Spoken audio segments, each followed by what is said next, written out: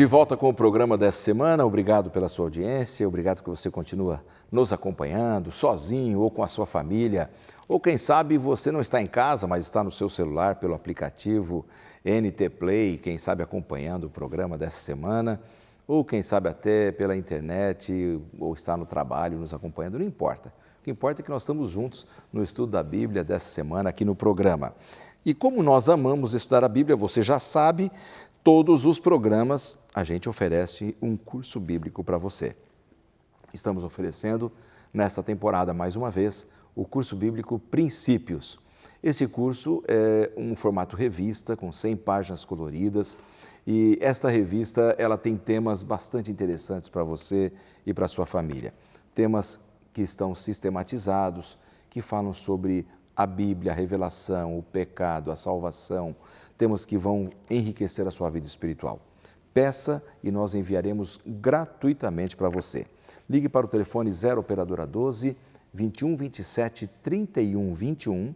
Em horário comercial você vai ser atendido e vai solicitar a sua revista. Ou, se você preferir, você pode entrar no blog do programa Lições da Bíblia, novotempo.com/lições da Bíblia, e lá você vai achar esta imagem à sua direita e vai clicar em cima e vai colocar ali o seu nome, seu endereço e vai solicitar o curso. Nós vamos enviar gratuitamente para você com muita alegria. E não é fake, não. A gente vive numa era de fake news, isso não é fake news, não. A gente vai enviar com muita alegria, de graça, realmente, para você estudar a Bíblia. Hoje nós temos o prazer de receber aqui dois professores da Faculdade de Teologia, lá da Bahia, os professores Clacir e Leonardo Nunes. Uma alegria recebê-los aqui, meus amigos. E nós vamos agora, nesse segundo bloco, estudar aqui a primeira mensagem angélica. Que mensagens angélicas são essas? Já falam que é anjo voando pelo meio do céu, já falaram que agora cada ser humano pode ser um proclamador, pode ser esse anjo, esse mensageiro, mas nós entendemos que a palavra anjo, na sua etimologia, significa mensageiro. Vamos então estudar essas mensagens? Pastor Clacir, a gente chega então ao ponto de começar a entender aqui esse tema especial. Ali em Apocalipse 14, 7, tem uma mensagem bastante interessante que faz parte desse arcabouço da primeira mensagem angélica, né? O que você poderia comentar nesse sentido? Como a gente mencionou no bloco anterior, a gente vai começar as mensagens, mas não pode deixar o evangelho para trás. Então, tudo que vai ser dito aqui está no contexto do evangelho eterno. A gente não precisa ter medo das mensagens angélicas, como algumas pessoas podem pensar. E aqui no verso 7 de Apocalipse 14 é dito assim, que o anjo estava dizendo em grande voz, temei a Deus e dai-lhe glória, porque é chegada a hora do seu juízo, e adorar aquele que fez o céu, a terra, o mar e as fontes das águas. Então, a primeira coisa da primeira mensagem angélica é temer a Deus. Alguns podem se perguntar assim, mas eu já tenho medo de Deus mesmo. Eu tenho medo do que Ele vai fazer comigo. Eu fiz muita coisa errada na vida. Eu acho que quando chegar aquele dia, alguma coisa não vai dar certo. Mas não é nesse sentido que a primeira mensagem angélica está falando. Nós vivemos num mundo de muito medo. E muitas pessoas têm medo de Deus. Mas na Bíblia, o conceito de temor a Deus significa ter um relacionamento com Deus, a ponto de levar Deus a sério. Essa ideia é importante no contexto do Apocalipse, porque ao mesmo tempo que muitas pessoas temem a Deus, outras dizem que temem a Deus, mas não têm nenhum compromisso com Deus, vivem a vida como elas acham que precisa ser vivida, sem perguntar para Deus como é que precisa ser vivido isso. Mas o temer a Deus, que é a primeira parte da primeira mensagem angélica, significa Deus quer ter um relacionamento com você e você tem que levar Deus a sério. Ele vai dizer para você a melhor maneira de viver, como você ser feliz, qual é a vontade dele para a sua vida, mas ele vai estar do seu lado. Mas leve Deus a sério. Muitas pessoas, de repente, podem pensar assim, pastor Leonardo, desculpe interromper, você ia ter um complemento, quem sabe, mas você pode fazer.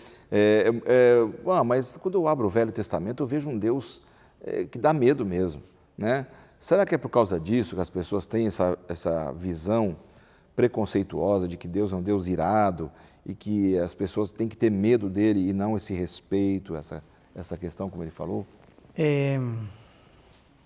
Quando a gente estuda um pouco mais a Bíblia, nós vemos que a justiça é nada mais do que o outro lado da moeda, que é o amor. O outro lado da moeda é o amor. Amor e justiça fazem parte da mesma moeda. E Deus é amor e Deus é justiça. Na mesma intensidade. Na mesma intensidade. Ele é totalmente santo e por causa da sua santidade, quando entra em contato com o pecado é destruído. Mas ao mesmo tempo ele é um Deus de amor, que quando encontra com um pecador arrependido, esse pecador recebe o perdão. Claro. Então, pegando esse gancho sobre o temor de Deus, de estar no relacionamento dele a ponto de conhecê-lo, e então com esse conhecimento vem o temor, o respeito, e eu gosto de dizer, tentando resumir todo esse conhecimento sobre temor a Deus, amor, justiça, essas coisas, que temer a Deus é saber que Deus é Deus e que o ser humano é ser humano, que eu sou eu.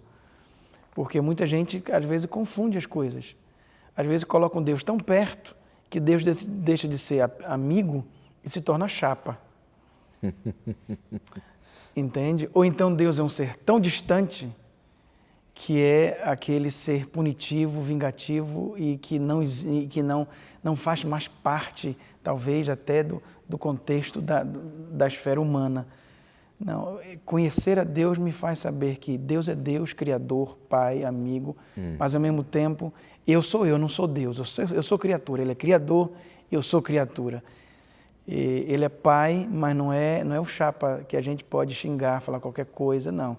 Deus é Deus, Ele continua sendo Deus, e isso me traz esse respeito. É, exatamente. A gente vive numa época assim bem complicada, né? Onde as pessoas parecem que perderam um pouco dessa visão desse Deus Santo, né? E além dessas gírias comuns que você citou, há pessoas que ofendem, que xingam a Deus quase que numa manifestação de total incredulidade da existência dele, porque para fazer isso tem que ter realmente uma incredulidade muito grande. Será que nós, como cristãos, agora de repente uma questão mais prática do nosso estudo, não precisaríamos mostrar um pouco mais na nossa vida, nos nossos relacionamentos humanos, a esse Deus a quem a gente não vê? Porque, se eu não, como disse João, se eu não amo o meu semelhante, meu irmão a quem eu vejo, como eu vou amar a Deus? Eu não estou vendo esse Deus, mas eu preciso amar o meu semelhante. E, às vezes, nós mesmos somos responsáveis em dizer para o mundo, Deus realmente é irado, Ele é inimigo, pela forma como a gente age uns com os outros. Não sei se vocês pensam assim ou se eu dei uma viajada aqui nessa questão, mas muitas pessoas têm uma visão errada de Deus pela nossa culpa também, como cristãos pós-modernos que vivemos assim. Essa questão de você ler o Antigo Testamento e encontrar um Deus irado depende da parte do Antigo Testamento que você lê. Sim, exato. Tirar de Deus essa característica da ira santa dele, da justiça dele, é tirar um pedaço da Bíblia que você não pode tirar, existe. Mas também você ler o Antigo Testamento e dizer que você não encontra lá um Deus de amor, também não é verdade. Porque você tem inúmeros textos mostrando esse Deus que cuida. E Deus não é nenhuma coisa nem outra, Ele é os dois. Esse equilíbrio que é lindo em Deus, Ele é completamente equilibrado. Quando Ele se revela para Moisés, Ele se revela desse jeito. Eu sou um Deus que visita a iniquidade dos pais nos filhos, até terceira e quarta geração, mas também sou um Deus misericordioso que visita 1000 gerações. Então, Deus não é um Deus fraco, que não é justo, mas Deus também não é um Deus tirano, que não é amor. Ele é amor e justiça. Exato. Isso você vê de Gênesis a Apocalipse. Um Deus que criou o ser humano, que quer entrar em contato com ele e que vai, pela sua graça, pela sua atuação, se encontrar realmente com o ser humano, que é o grande clímax do Apocalipse. Deus e o homem se encontrando para viver pela eternidade. Maravilha. E é importante nesse contexto que talvez os cristãos ao longo dos séculos, que alguns localizam, não, os cristãos agora são ruins. Não, a gente cometeu alguns erros ao longo dos anos. E talvez a grande questão foi não ter o temor de Deus, não conhecer a Deus. Porque quanto mais nós conhecemos a Deus, mais a gente tem contato com Deus, nós somos transformados à imagem de Deus. Então, talvez o grande perigo é viver um cristianismo da boca para fora. De dizer, eu creio em Deus, mas a vida não acontece absolutamente nada. E me parece ser a segunda parte da primeira parte da terceira mensagem angélica. Tema a Deus e dá-lhe glória. Dá-lhe glória. Ou seja, exatamente. Não é só... Envolve adoração, né? Conhecimento dele. Então, eu gosto muito do verso de 1 Coríntios 10, 31, que ajuda a gente a entender o dar-lhe glória, né? De Apocalipse 14, 7. Lá diz, quer comais, quer bebais, ou façais qualquer outra coisa, fazei tudo para a glória de Deus. Então, o relacionamento com Deus, ele atinge todos os aspectos da minha vida. Como eu penso, como eu falo, como eu me porto com as pessoas, como eu amo, como eu cuido. E é isso que começa a chamar a atenção para as pessoas. Poxa, que Deus é esse de vocês, que faz vocês viverem desse jeito? Agora, as pessoas querem saber quem é esse Deus. Então, a gente precisa realmente ter esse cuidado para que a nossa vida realmente seja um temer a Deus no nosso relacionamento com Ele e que agora isso se expanda e as pessoas vejam que nós realmente damos glória a Deus pela maneira como nós... Apenas para ilustrar o que você está falando, o pastor Daniel Lidick, ele fez um projeto aqui em nossa cidade, ele foi para a região do mercado aqui e ele ficava cantando na esquina com um violãozinho, uma caixa de som ali, estava sendo filmado e chamava as pessoas e cantava uma música para a pessoa. Ele dava o celular dele com a letra do salmo que ele estava cantando e a pessoa ia lendo, ele cantando, e a pessoa começava a se emocionar. E uma dessas pessoas, quando ele terminou de cantar, falou assim, poxa, você é de qual igreja? Aí ele falou assim, eu queria muito conhecer a igreja de vocês. Essa pessoa está frequentando a nossa igreja, não porque seja a igreja adventista, mas ela está frequentando uma igreja, foi muito bem acolhida, e ela está amando estudar a Bíblia. Então, às vezes, eu só estou pegando um gancho para dizer que nós somos responsáveis para mudar essa visão que as pessoas têm desse Deus. Vamos para a segunda parte da primeira mensagem angélica agora, que aí fala sobre um outro tema que envolve juízo. Esse temer a Deus, dar-lhe glória, porque vinda é a hora do seu juízo. Que juízo é esse, pastor Leonardo?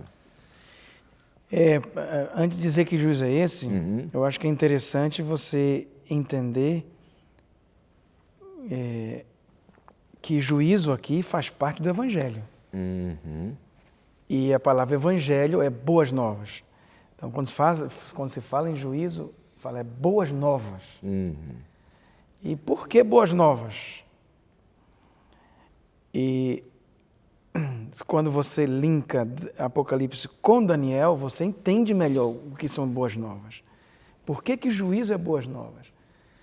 E Daniel 7, para mim, é fundamental para se entender isso. Em vários versos. Verso 14, verso 18, verso 22, verso 28. Se o colega, telespectador, amigo, amiga, quiser ler agora, fique à vontade. É importante você ler.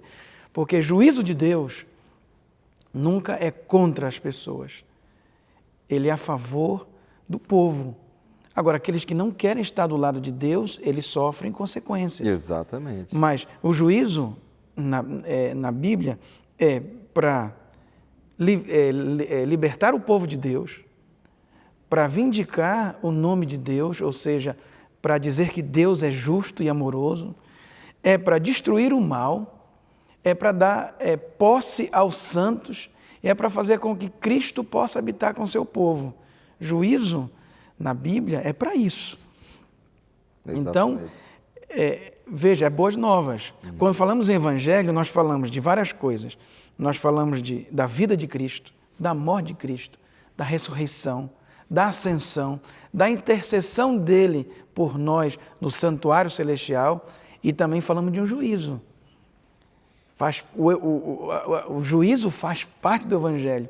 É quando, nesse momento, não é, em que nós estamos investigando quem realmente tem seu nome no livro da vida e nós estamos nesse momento, né, em que Deus está investigando tudo isso, isso é boas novas. Claro. Porque Ele está dizendo, olha, esse filho aceitou a Jesus Cristo como seu Salvador, então ele está selado. Seria injustiça da parte de Deus se Ele desse uma oportunidade de salvação para aquele que viveu do seu jeito e para aquele que optou em viver com Deus.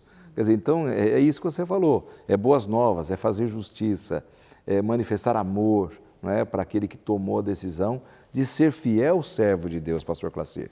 Esse contexto do juízo com boas novas, a gente nunca pode perder ele de vista. Às vezes a gente tem a seguinte noção, algumas pessoas têm a seguinte noção do juízo. O juízo começou em algum momento, a gente vê pelas profecias, né? Ele começou, uma hora ele vai acabar, e onde é que eu estou? E aí a pessoa vive em constante tensão, porque ela pensa assim, Deus decidiu que dia 1º de janeiro, ao meio-dia, vai acabar o juízo antes da sua vinda. Então, se até lá, quem decidiu, decidiu, quem não decidiu, não decide mais. Eu estou falando isso hipoteticamente, porque a gente não sabe qual é a data. Então, a pessoa fica constantemente assim, será que já passou? Será que já resolveu minha vida? E ela vive nessa tensão. Do ponto de vista bíblico, o juízo não é assim que funciona. Se a gente for lá para Pedro, 2 Pedro 3,9, Deus diz lá que Deus não quer que ninguém se perca. Então, o juízo só vai acabar quando Deus tiver plena certeza que não tem ninguém mais que possa querer se voltar para Ele. Antes disso, isso, né? Ele vai insistir constantemente, não tem uma data definida. Enquanto houver esperança, enquanto houver oportunidade, enquanto houver possibilidade de eu mudar a minha vida, pela graça de Deus, vai acontecer. Então, o juízo é boas novas, além de tudo isso que o pastor Leonardo falou, é por isso. Deus nunca vai parar, nunca vai trazer o juízo executivo, enquanto houver uma chance de novo, hoje, eu ter o meu relacionamento com Deus e ser novamente transformado pela sua graça. Maravilha. Então, o juízo é sempre boas novas, sempre coisa boa.